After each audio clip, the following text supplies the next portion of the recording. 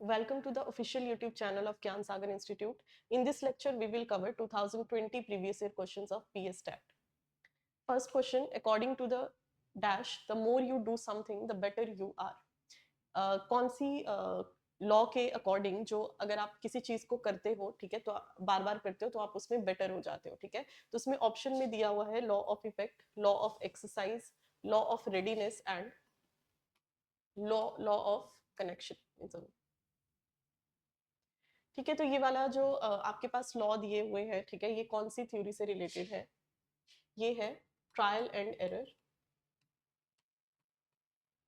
Trial and error जो हम Thorndike की थ्योरी पढ़ते हैं,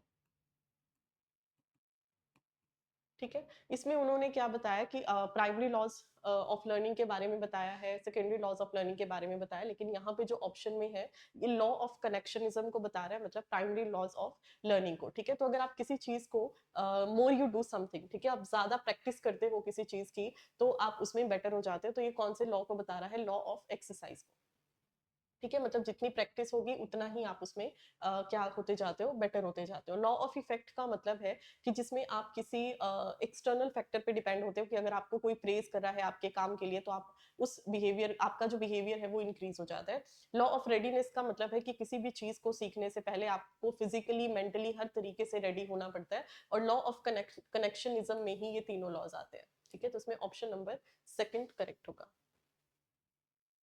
the dash says we are motivated to gain rewards and avoid punishment, ठीक है। इनमें से कौन सा लॉ है जो बता रहा है कि आप मोटिवेटेड हो अगर आपके पास आपको रिवॉर्ड मिल रहे हैं और आप पनिशमेंट को अवॉइड कर रहे हो, ठीक है। तो ये अभी भी हमने पिछले क्वेश्चन में भी किया कि जो लॉ ऑफ इफेक्ट है, ठीक है, री इन्फोर्समेंट को बताता है कि अगर आपके पास रिवॉर्ड है तो आप उस काम को करने के लिए और ज्यादा बिहेवियर इंक्रीज होता है। तो फर्स्ट ऑप्शन इसमें करेक्ट हो जाएगा। The study of the physical, the study of the physical, social and mental aspect of ageing is called, ठीक है। फिजिकली, सोशली और मेंटली एजिंग होने के जो प्रोसेस है उसको क्या बोला जाता है, उसकी स्टडी को क्या बोला जाता है? जेनेटिक्स, एस्थेटिक्स, गिरोंटोलॉजी, क्लिनिकल साइकोलॉजी, ठीक है। तो इसमें थर्ड ऑप्शन करेक्ट होगा।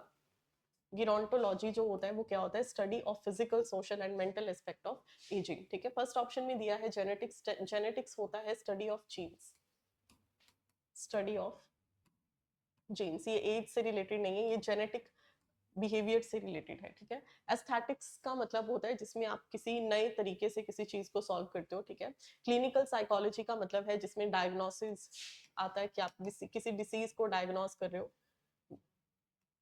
डायग्नोसिस आ सकता है, ठीक है, ट्रीटमेंट आ सकता है इसमें। To break information into parts and to examine the information called, किसी भी लार्ज इंफॉर्मेशन को जब आप छोटे छोटे पार्ट्स में डिवाइड करते हो, ठीक है, उस इंफॉर्मेशन को फिर एग्जामाइन भी करते हो तो उस प्रोसेस को क्या बोला जाता है? एनालाइजिंग, इवैल्यूएटिंग, ओरिजिनेटिंग या फिर सिंथेसाइजिंग। तो किसी लार्ज इंफॉर्मेशन को, ठीक है, किसी लार्ज इंफॉर्मेशन को या किसी भी लार्ज टॉपिक को जब आप ब्रेक करते हो, एनालाइज करते हो छोटे पार्ट्स में, ठीक है, बिट्स में, तो उस प्रोसेस को बोला जाता है एनालाइजिंग, ठीक है। एनालाइजिंग का अगर मैं उल्टा बोलूं कि छोटे छोटे बिट्स को इकट्ठा करके, ठीक है, अलग अलग बिट्स को इकट्ठा करके अगर आप क्या कर रहे हो, फॉर्मेशन कर रहे हो एक नई इंफॉर्मेशन का, पूरी इंफॉर्मेशन का, तो उस प्रोसेस को बोलेंगे सिंथेसाइजिंग, सिंथेसाइजिंग, ठीक है। तो यहाँ पे ब्रेक डाउन पूछा है कि अगर आप उसको छोटे पार्ट्स में डिवाइड करते हो तो ऑप्शन नंबर ए इसमें करेक्ट हो जाएगा। सिंथेसाइजिंग इसका बिल्कुल अपोजिट होता है जिसमें आप अलग अलग बिट्स को इकट्ठा करके एक फुल कंसेप्ट को फॉर्म करते हो। और जो इवैल्यूएटिंग है, इवैल्यूएटिंग प्रोसेस होता है किसी को उसके एकेडमिक स्कोर के बेसिस पे जज करना, ठीक है, कि वो पास है या फेल है। उसमें बहुत लंबा प्रोसेस होता है, मेजरमेंट होता है, असेसमेंट होता है, आप फीडबैक प्रोवाइड कराते हो, तो उसको बोला जाता है इवैल्यूएटिंग। और ये इससे रिलेटेड नहीं है। ओरिजिनेटिंग का भी मतलब होता है किसी नई चीज को शुरू करना, ठीक है, ओरिजिन जिसको बोल सकते हैं। Which of the following is not related to principles of growth and development? इनमें से कौन सा है जो principle of growth and development से रिलेटेड नहीं है, ठीक है। तो ग्रोथ एंड डेवलपमेंट वाले चैप्टर में हम क्या पढ़ते हैं कि ग्रोथ जो है वो एक सर्टेन टाइम का प्रोसेस होता है, सर्टेन टाइम का प्रोसेस होता है। और जो डेवलपमेंट है ये आपका लाइफ लॉन्ग प्रोसेस है, ठीक है, टिल डेथ चलता है ये। और जो ग्रोथ है वो किसका पार्ट है? डेवलपमेंट का ही पार्ट होता है। Growth is a part of development, लेकिन डेवलपमेंट ग्रोथ का पार्ट नहीं है। और दूसरी चीज जो ग्रोथ है इसमें सिर्फ फिजिकल पार्ट आता है डेवलपमेंट का, ठीक है, जिसमें हाइट वेट इंक्रीज हो सकता है, तो सिर्फ फिजिकली ही ग्रोथ में काउंट करेंगे, बाकी जो डेवलपमेंट है उसमें सोशल डेवलपमेंट हो सकता है, लैंग्वेज डेवलपमेंट होता है, मोरल डेवलपमेंट होता है, ठीक है, बहुत तरह के डेवलपमेंट इसमें आते हैं। तो इसके अलग अलग प्रिंसिपल्स हैं, इनमें से कौन सा प्रिंसिपल है जो नहीं है इसका? फर्स्ट है प्रिंसिपल ऑफ कॉन्टिन्यूटी। ये प्रिंसिपल है, ठीक है, principle of growth and development का, कि प्रिंसिपल सॉरी जो ग्रोथ है और जो डेवलपमेंट का प्रोसेस है वो एक कॉन्टिन्यूअस पैटर्न में चलता है, ठीक है, उसका पेस अलग हो सकता है, उसकी स्पीड अलग हो सकती है, लेकिन वो कॉन्टिन्यू रहता है। सेकेंड है प्रिंसिपल ऑफ इंटीग्रेशन। इंटीग्रेशन का मतलब है कि आप अलग अलग ऑर्गन का एक साथ भी यूज कर सकते हो, होल में भी उसका यूज कर सकते हो इंटीग्रेट करके, जैसे अगर आप साइकिलिंग कर रहे हो तो उसमें आपके मैक्सिमम ऑर्गन्स का यूज होता है, ठीक है। थर्ड है principle of classification. Principle of classification इसमें करेक्ट ऑप्शन होगा, क्योंकि ये प्रिंसिपल नहीं है ग्रोथ एंड डेवलपमेंट का, ठीक है। क्लासिफाई करना होता है कि इसमें अलग ऑर्गेनिज्म को आप अलग अलग डेवलपमेंट के बेसिस पे या फिजिकल जो उसका डेवलपमेंट है उसके बेसिस पे आप क्या कर रहे हो, क्लासिफाई कर रहे हो, लेकिन ये ऑप्शन इसमें गलत हो जाएगा। प्रिंसिपल ऑफ इंडिविजुअलिटी का मतलब क्या होता है, ये भी करेक्ट है, ये भी इसके प्रिंसिपल में आता है। प्रिंसिपल ऑफ इंडिविजुअलिटी का मतलब है कि हर इंडिविजुअल में एक अलग तरीके से डेवलपमेंट होगा, लेकिन पैटर्न उसमें यूनिफॉर्म पैटर्न सेम होता है, कॉन्टिन्यूस रहेगा, लेकिन सेम मैनर से नहीं हो सकता है उसका टाइम पीरियड जो है वो उसमें वेरी करे। Verbal intelligence test are the better option for, जो वर्बल इंटेलिजेंस टेस्ट होते हैं वो किसके लिए बेटर ऑप्शन है? तो वर्बल इंटेलिजेंस टेस्ट का मतलब है जो इमेजिनेशन में हो सकते हैं, ठीक है, मतलब जो एब्स्ट्रैक्ट थिंकिंग को बताते हैं, ठीक है, एब्स्ट्रैक्ट मतलब जो इमेजिनेशन में चीजें हो सकती हैं या बोल के आप करते हो उसको। तो verbal intelligence test, literate person, illiterate person, small children या फिर स्पेशल चिल्ड्रन, तो इसमें फर्स्ट ऑप्शन करेक्ट होगा, literate person. Illiterate person verbal test intelligence test को नहीं कर पाएगा, ठीक है, उसके लिए नॉन वर्बल हो सकते हैं। स्मॉल चिल्ड्रन के लिए पिक्चर्स के थ्रू आप उसको टेस्ट दे सकते हो, और जो स्पेशल चिल्ड्रन है उनके लिए अलग तरीके से टेस्ट कंडक्ट होते हैं। लर्निंग डिसेबिलिटीज में occur due to all of the following except, जो लर्निंग डिसेबिलिटी है में अकर ड्यू टू ऑल इसमें से होती है, लेकिन कौन सा है जिसकी वजह से लर्निंग डिसेबिलिटी नहीं होती है, ठीक है। लर्निंग डिसेबिलिटी का मतलब है कि वो डिसेबिलिटीज जिसमें रीडिंग राइटिंग स्पीकिंग में प्रॉब्लम्स हो सकती हैं बच्चे को। तो फर्स्ट इसमें दिया है the teachers way of teaching, जो टीचर का वे ऑफ टीचिंग है उसकी वजह से लर्निंग डिसेबिलिटी हो सकती है। मेंटल रिटार्डेशन की वजह से हो सकती है। प्रीनेटल यूज ऑफ एल्कोहल, ठीक है, प्रीनेटल का मतलब है कि जब वो वूम में है, कोई बच्चा अगर वूम में है मदर के, तो उस टाइम पे अगर वो एल्कोहल का कंजम्पशन करती है कोई मदर, तो उससे भी लर्निंग डिसेबिलिटीज हो सकती है। और मैनिंगाइटिस ड्यूरिंग इन्फेंसी, या फिर इन्फेंसी के टाइम पे उसको मैनिंगाइटिस है। मैनिंगाइटिस एक डिसीज होता है ब्रेन का, ठीक है, जिसमें ब्रेन के जो मेनिंजेस होते हैं, बेसिकली जो लेयर्स होती हैं उसमें इन्फ्लेमेशन हो जाता है, स्वेलिंग हो जाती है, ठीक है। तो इसकी वजह से भी लर्निंग डिसेबिलिटीज हो सकती हैं। प्रीनेटल यूज ऑफ एल्कोहल से भी हो सकती है, मैनिंगाइटिस से भी हो सकती है, लेकिन मेंटल रिटार्डेशन जो है ये लर्निंग डिसेबिलिटी को कॉज नहीं करता है। विच one of the following is the affair of learning, इनमें से लर्निंग का अफेयर कौन सा है, ठीक है, नेचुरल, पर्सनल, सोशल या फिर ऑल ऑफ द अबव। तो इसमें सारे ही ऑप्शन करेक्ट हैं, क्योंकि लर्निंग का जो प्रोसेस है वो नेचुरली होता है, ठीक है, आप किसी को फोर्स नहीं करते हो। कोई भी बच्चा है वो कोई भी चीज को अगर लर्न करेगा सीखता है तो वो नेचुरल प्रोसेस है।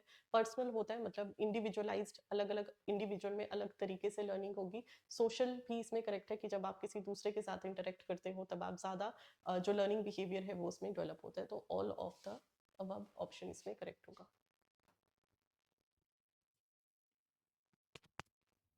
Inclusion of children with special needs, inclusion का मतलब होता है जिसमें हर बच्चे को इक्वल लेके चला जाता है, ठीक है। तो जो इंक्लूजन है चिल्ड्रन का स्पेशल नीड्स के साथ इज एन अनरियलिस्टिक गोल, ये रियल गोल नहीं है, अनरियलिस्टिक है। It determine to children without disabilities, इसमें वो बच्चे आते हैं जिनको डिसेबिलिटीज नहीं है। With increase will increase the burden on school, ये स्कूल में बर्डन को इंक्रीज करता है। और require a change in attitude, a content and approach to teaching, या फिर ये रिक्वायर, इसमें रिक्वायरमेंट चाहिए कि आप अपने एटीट्यूड में चेंज लेके आए, कंटेंट में चेंज हो, और जो अप्रोच है टीचिंग की उसमें चेंज हो, ठीक है। तो इसमें ऑप्शन नंबर डी करेक्ट होगा।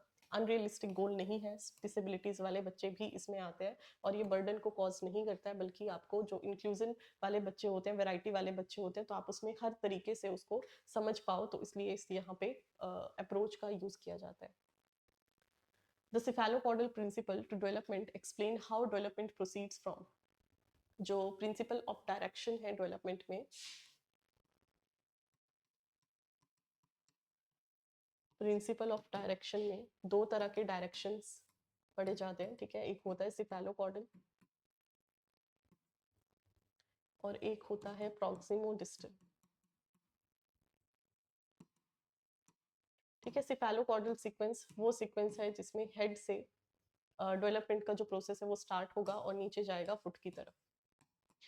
प्रॉक्सिमो डिस्टल में बैक टू फ्रंट होता है, मतलब स्पाइनल कॉर्ड से हार्ट की तरफ डेवलपमेंट होगा, ठीक है। तो इसमें सिफेलोकॉर्डल प्रिंसिपल के बारे में पूछा है तो वो कौन सा होगा, हेड टू टो। पहले हेड बनेगा फिर लोअर बॉडी पोर्शन बनेगा। The most important factor influence human intelligence is, इनमें से कौन सा सबसे इंपॉर्टेंट फैक्टर है जो ह्यूमन की इंटेलिजेंस को इन्फ्लुएंस कर सकता है, heredity, environment, both of the above या फिर नन ऑफ द अबव। तो यहाँ पे जो इंटेलिजेंस वर्ड दिया है, डेवलपमेंट में हम पढ़ते हैं कॉग्निटिव डेवलपमेंट है, और जो डेवलपमेंट का प्रोसेस है उसमें दोनों ही फैक्टर्स इन्वॉल्व होते हैं, हेरिडिटी भी होता है और एनवायरमेंट भी होता है, इसीलिए बोथ ऑफ द अबव आएगा, ठीक है। हेरिडिटी से हमें तीन चीजें बेसिकली मिलती हैं जो हम मैच्योरिटी में भी काउंट करते हैं, जिसमें एक आपका इंटेलिजेंस ही होगा, मतलब कॉग्निटिव लेवल आपका पेरेंट्स के थ्रू आ सकता है, इंटेलेक्चुअल भी आप उसको बोल सकते हो। फिजिकल अपीयरेंस पेरेंट्स की तरह हो सकती है, और तीसरी चीज जो इमोशनल लेवल है या फिर टेम्परामेंटल है वो भी आपका हेरिडिटी के थ्रू आता है, ठीक है। एनवायरमेंट में रह के आप किस एनवायरमेंट में रह रहे हो उसमें जो आपका कॉग्निटिव डेवलपमेंट है उस तरीके से डेवलप हो पाएगा, ठीक है। आपका फैमिली का एनवायरमेंट क्या है, आफ्टर बर्थ आप जिस स्कूल में पढ़ रहे हो वहाँ का एनवायरमेंट क्या है, तो वो भी इन्फ्लुएंस करता है कॉग्निटिव या फिर इंटेलिजेंस को किसी भी इंडिविजुअल को, इसलिए दोनों ही फैक्टर्स इसमें इंक्लूड होंगे। Generally, the baby expresses smiling emotion when its face or cheeks are touched gently. It happens due to क्या होता है कि जब कोई बेबी है वो स्माइल करता है, एक इमोशन दिखाता है स्माइलिंग फेस का, जब आप उसके चीक्स को टच करते हो जेंटली धीरे से, तो इट हैपन्स ड्यू टू, ये किस वजह से होता है, reflex action, emotional reaction, display of good gestures या फिर कंडीशनिंग। तो इसमें फर्स्ट ऑप्शन करेक्ट होगा। रिफ्लेक्स एक्शन वो स्पॉन्टेनियस एक्शंस होते हैं, स्पॉन्टेनियस मतलब जो एकदम से होते हैं और जो किसी ह्यूमन के कंट्रोल में नहीं है, ठीक है। मतलब यहाँ पे जो स्माइलिंग इमोशन है जब आप उसके चीक्स को टच कर रहे हो तो वो उसके कंट्रोल में नहीं है, वो एक इनवॉलेंट्री एक्शन है, इनवॉलेंट्री, ठीक है। स्पॉन्टेनियस इनवॉलेंट्री होता है और बहुत ही फास्ट होता है, ठीक है। और ये इनेट होता है, कई बार बाय बर्थ आपको मिलती है ये चीज, तो इसलिए ऑप्शन नंबर ए इसमें करेक्ट होगा। Social stratification can be expressed as, जो सोशल स्ट्रैटिफिकेशन है वो किस चीज को बताता है, तो स्ट्रैटिफिकेशन का मतलब होता है जिसमें आप चीजों को एक मैनर में रखते हो, ठीक है, स्ट्रैटिफाई करते हो। तो स्ट्रैटिफिकेशन का मतलब क्या है कि जिसमें आप अलग अलग सोसाइटी के जो इकोनॉमिक पर्पस है, ठीक है, उसके बेसिस पे आप इंडिविजुअल्स को या सोसाइटी को डिवाइड करते हो, उसको बोला जाता है सोशल स्ट्रैटिफिकेशन। फर्स्ट ऑप्शन में दिया है the characteristics denoting socio economic structure in the society, the level of family in the caste hierarchy of community, classification based on demography of the population, difference denoting the level of social respect। तो इसमें first option correct होगा। वो characteristics जो social और economic finances से related जो structure होते हैं सोसाइटी में, उनको अलग अलग करेक्टराइज करने में हेल्प करता है, उसको बोलते हैं stratification. The meaning of personalised teaching is, personalised teaching का क्या मतलब है, to teach children personality, to give tuition individually, to teach children as per their abilities, ठीक है। पर्सनलाइज्ड टीचिंग का मतलब होता है कि आप उस बच्चे को पढ़ाओगे जो उसकी एबिलिटी है उसके बेसिस पे, तो ऑप्शन नंबर सी इसमें करेक्ट होगा।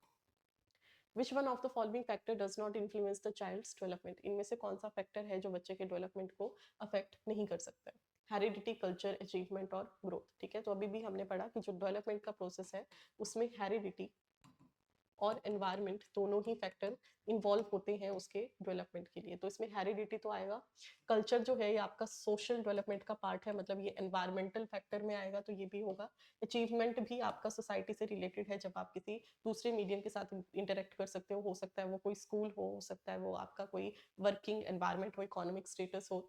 और लास्ट इसमें दिया है ग्रोथ, ठीक है। ग्रोथ जो है वो आपका पार्ट है डेवलपमेंट का, लेकिन वो इन्फ्लुएंस करने वाला फैक्टर नहीं है, तो उसमें डी ऑप्शन करेक्ट हो जाएगा। Inclusion of children with special needs, ठीक है, दोबारा से वही वाला क्वेश्चन है कि इंक्लूजन जो है चिल्ड्रन का वो स्पेशल नीड्स के साथ क्या होगा, जिसमें आपको एटीट्यूड और कंटेंट अप्रोप्रिएट टीचिंग की जरूरत होती है। A child with hearing impairment, ठीक है, वो बच्चा जिसको हियरिंग इम्पेयरमेंट है, मतलब सुनने में प्रॉब्लम है, इम्पेयरमेंट है, तो उससे क्या हो सकता है, should be send only to a school for the hearing impaired and not to a regular school. ठीक है, आप उसको उसी स्कूल में भेजोगे जहाँ पे हियरिंग इम्पेयर्ड वाले बच्चे हैं, ना कि रेगुलर स्कूल में। Will not benefit from academic education only and should be given vocational training instant. ठीक है, आपको अकेडमिक एजुकेशन उसको नहीं देना चाहिए, आपको वोकेशनल ट्रेनिंग ही देनी चाहिए। Can do very well in a regular school if suitable facilitation and resources are provided. वो अच्छा कर सकता है रेगुलर स्कूल में भी, अगर आप उसको जो फैसिलिटीज उसको चाहिए और जो रिसोर्स चाहिए अगर वो उसको प्रोवाइडेड है। Will never be able to perform on a par with classmate in a regular school. ठीक है, वो सेम परफॉर्म नहीं कर पाएगा जो उसके रेगुलर स्कूल में जो उसके दूसरे क्लासमेट्स होंगे। तो ए चाइल्ड हियरिंग इम्पेयरमेंट जो है, हम पढ़ते हैं कि इंक्लूसिव एजुकेशन में, इंक्लूसिव एजुकेशन में क्या होता है कि हर कैटेगरी का जो बच्चा है वो उसमें हो सकता है। ठीक है, उसमें स्पेशल चाइल्ड भी होते हैं, ठीक है, प्लस जो रेगुलर स्कूल है उसी में ही उनको पढ़ना होता है। ठीक है, तो इसमें थर्ड ऑप्शन करेक्ट होगा, कैन डू वेरी वेल। अगर वो बहुत अच्छा कर सकता है अगर आप उसी को सुटेबल फैसिलिटीज प्रोवाइड कराते हैं और रिसोर्सेज प्रोवाइड कराते हैं उसके रेगुलर स्कूल में। Which of the following is a characteristic of A gifted learner, gifted learner की इनमें से कौन सी करेक्टरिस्टिक है।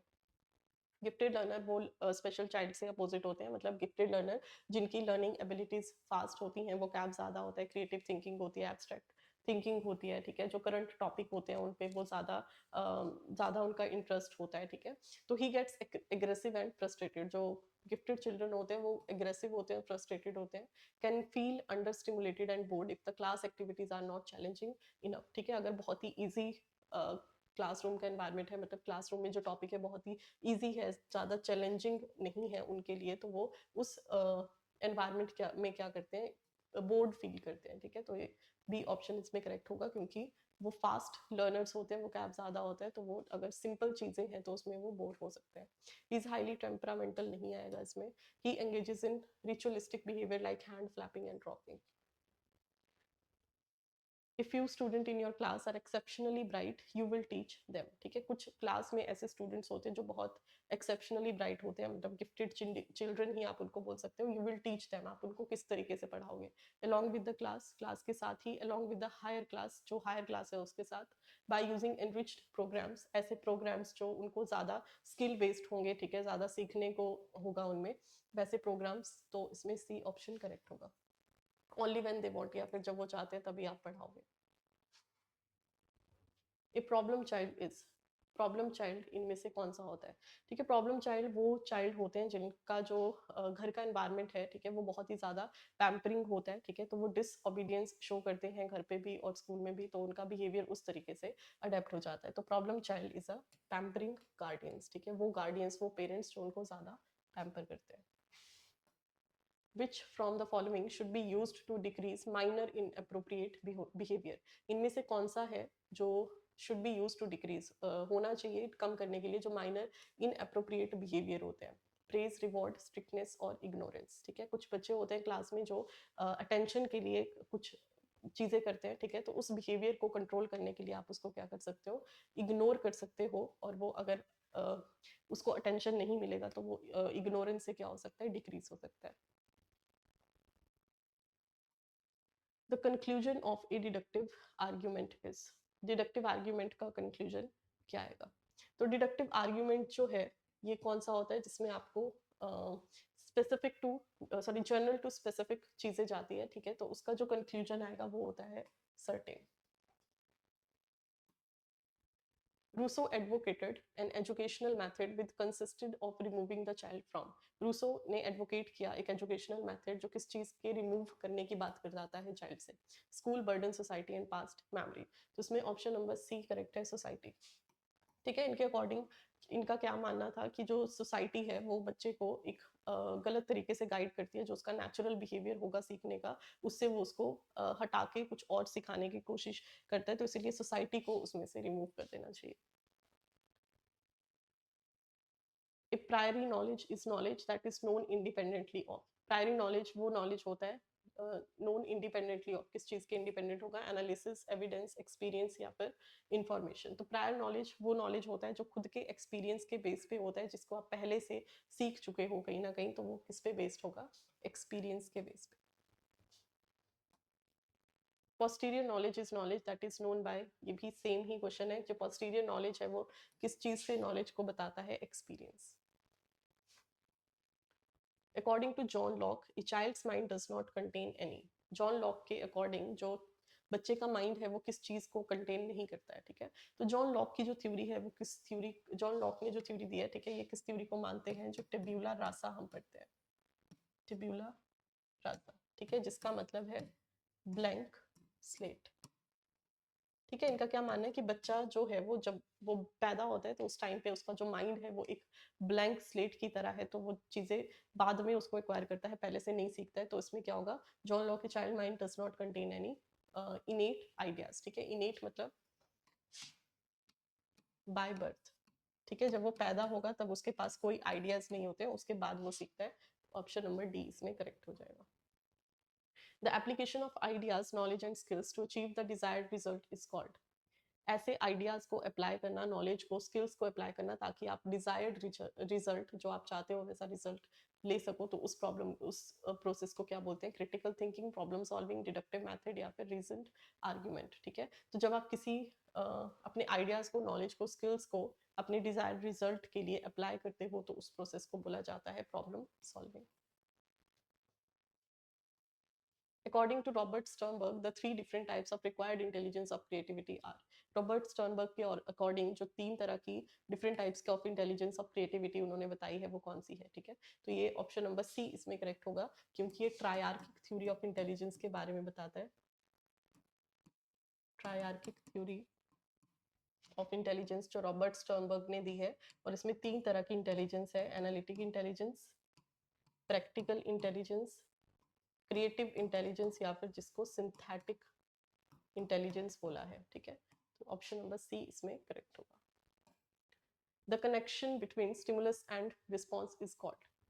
स्टिमुलस और रिस्पॉन्स का जो कनेक्शन है उसको क्या बोला जाता है, तो स्टिमुलस और रिस्पॉन्स ये भी आपका ट्रायल एंड एरर थ्योरी में हम पढ़ते हैं, जिसमें पहले ट्राई होता है, फिर आप गलतियां करते हो, फिर उससे सीखते हो। तो वहां पे स्टिमुलस पहले अप्लाई होता है, फिर उसका रिस्पॉन्स आता है। जैसे हमने कैट के एक्सपेरिमेंट में पढ़ा था, इन्होंने कैट का एक्सपेरिमेंट किया था, जिन्होंने पहले इन्होंने स्टिमुलस को अप्लाई किया, मतलब फूड वहां पे दिया उसको, तो फूड को देख के उसके अंदर जो है वो रिस्पॉन्स आया कि उसको वो लेना है, ठीक है। तो बॉक्स में से उसने कहीं ना कहीं ट्राई किया, एरर किया, फिर उसके बाद गलतियां की, उसके बाद उन्होंने सीखा, तो उस थ्योरी को बोला है ट्रायल एंड एरर, ठीक है। तो जो स्टिमुलस और रिस्पॉन्स का आपस में कनेक्शन होता है उसको बोलते हैं stimulus response bond. The dash, the stimulus response bond, the better a person has learned the lesson. Stable, weaker, stronger, unstable, ठीक है। अगर आपका स्टिमुलस और रिस्पॉन्स का जो बॉन्ड है वो स्ट्रॉन्गर होगा, ठीक है, तो बेटर पर्सन जो है वो लर्न कर पाएगा किसी भी लेसन को, ठीक है। स्ट्रॉन्गर स्टिमुलस रिस्पॉन्स का मतलब है, जैसे अगर मैं कैट का ही एग्जांपल दूं, तो कैट जो है वो यहाँ पे हंग्री है, ठीक है, उसको भूख लगी है, तो इसमें जब वो खाने को देखेगी, फूड को देखेगी, तो उसका जो स्टिमुलस है वो स्ट्रांग होगा और उसका रिस्पॉन्स भी उसी तरीके से आएगा, क्योंकि उसको भूख लगी है, ठीक है। तो अगर वो स्ट्रांग होगा तो उसी तरीके से कोई भी इंसान जो है, पर्सन जो है वो लर्न कर सकता है। तो ऑप्शन नंबर सी इसमें करेक्ट होगा। Thanks for watching.